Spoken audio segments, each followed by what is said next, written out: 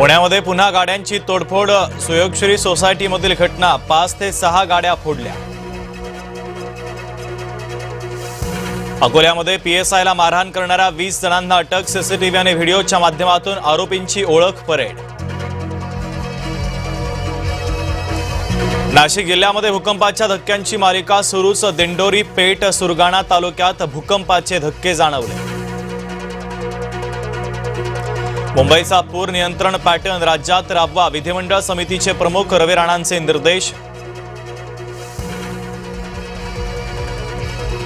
शिरवळमध्ये भीषण अपघात, 4 युवकांचा मृत्यू। मृत तरुण कामशेत आणि मावळ परिसरातले। कारचं नियंत्रण सुटल्याची माहिती। बावनकुळेंनी अधिकाऱ्यांना प्रवक्ता बनवले। मनोज जरांगेंच्या टार्गेटवर पुन्हा बावनकुळे।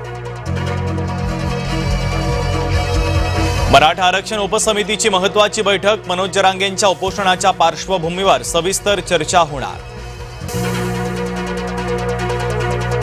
नाशिकमधल्या खड्ड्यांकडे दुर्लक्ष केल्याप्रकरणी पालिकेच्या 13 अभियंत्यांना कारणे दाखवा नोटीस। उत्तर देण्यासाठी 7 दिवसांची वेळ।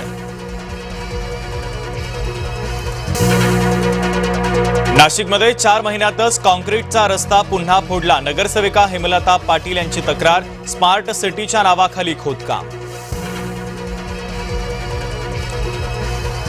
पुणे महापालिकेचा कारभार पुन्हा एकदा चव्हाट्यावर। निकृष्ट दर्जाचं काम केल्याचं उघड। जड वस्तूंमुळेही रस्त्यांवर खड्डे। नागपुरात सीताबर्डी परिसरात 10 ते 15 जणांच्या टोळक्याकडून हुल्लडबाजी। विरोध करणाऱ्यांच्या विरोधामध्ये अरेरावी।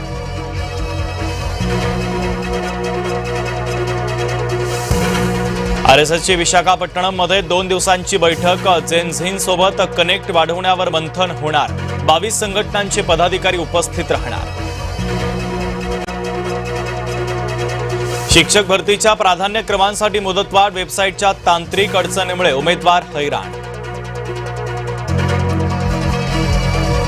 अमरावतीमध्ये निलंबित तलाठ्याकडूनच स्वतःच्या घरावर गोळीबार। न्यायालयामध्ये बाजू मजबूत करण्यासाठी बनाव। गोळीबारासाठी 1.5 लाखांची सुपारी।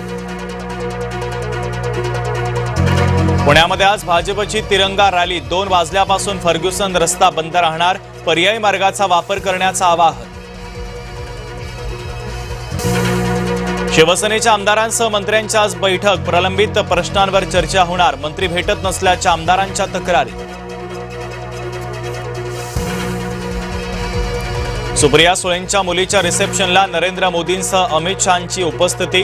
पंतप्रधान मोदींचं जयंत पाटील आणि राजेश टोपेंकडून स्वागत।